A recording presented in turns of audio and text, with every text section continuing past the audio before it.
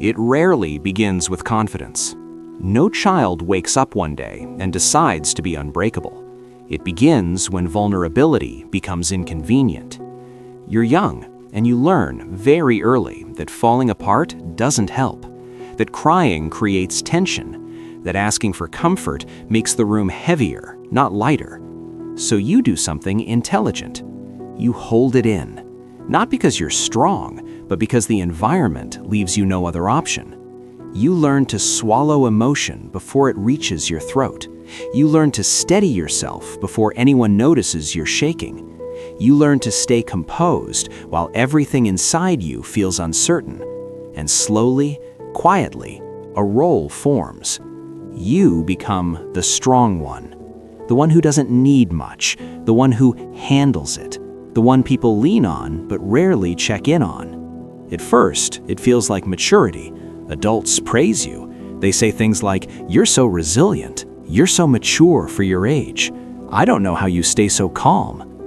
No one asks why you had to be, because what looks like strength on the outside is often self-protection on the inside.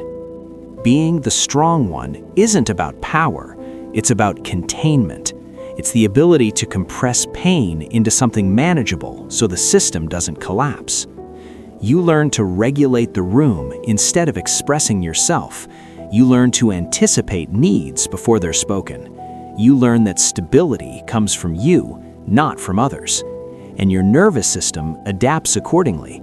Instead of asking, "Is this safe?" you ask, "How do I keep this from falling apart?" Instead of learning how to receive care, you learn how to be useful. Instead of learning that emotions pass, you learn that emotions must be controlled. Psychologically, this creates a very specific adaptation. You become hyper-responsible. You take emotional ownership of situations that were never yours. You feel tension when others are distressed, even when it has nothing to do with you. You feel an unspoken pressure to fix, soothe, stabilize.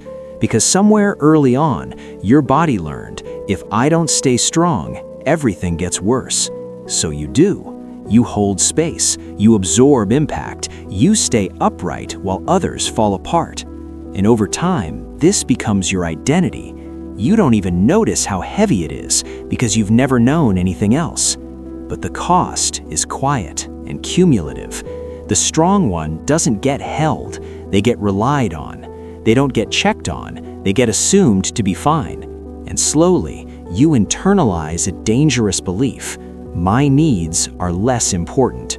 Not because anyone explicitly said it, but because your needs never became the priority. So you minimize them, you downplay exhaustion, you dismiss emotional pain. You tell yourself, I can handle it. And most of the time you can.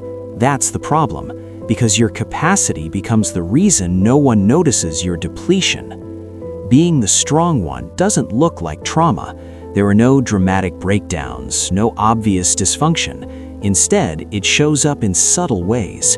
You feel uncomfortable asking for help, not because you don't need it, but because relying on others feels unsafe.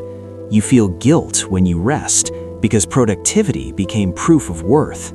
You feel invisible in relationships because you're always the container, never the one being contained.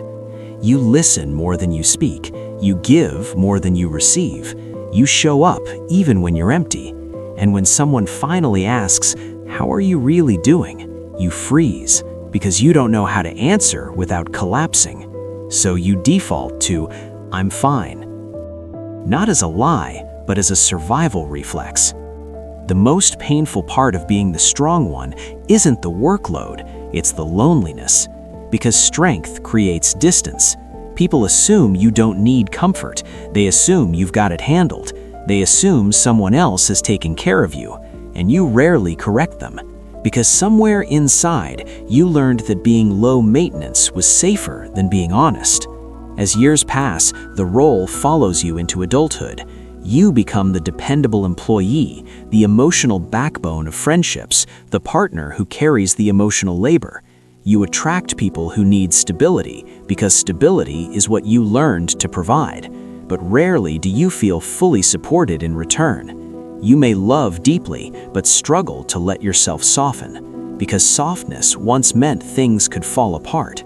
So you stay composed, capable, in control, even when your body is exhausted, even when your emotions are backed up and unprocessed, even when you secretly wish someone would say, "You don't have to be strong anymore." That longing doesn't come from weakness, it comes from deprivation, because no one taught you how to fall apart safely. Here's the truth that often goes unnamed. Being the strong one is often a trauma response, not the kind rooted in chaos, but the kind rooted in emotional absence.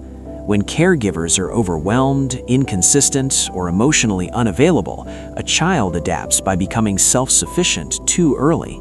Not because they want independence, but because dependence feels unreliable.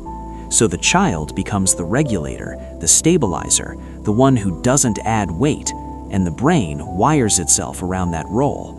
This creates a deep internal contradiction. You crave closeness, but fear being a burden. You want support, but feel ashamed for needing it. You long to be seen, but don't know how to reveal yourself without losing control. So you keep going. You keep performing strength. You keep earning worth through endurance. You keep surviving in a life that no longer requires survival.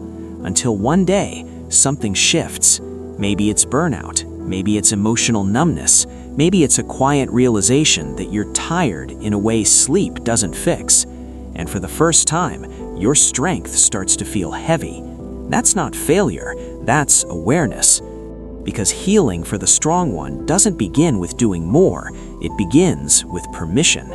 Permission to feel without managing, permission to rest without earning, permission to need without apologizing.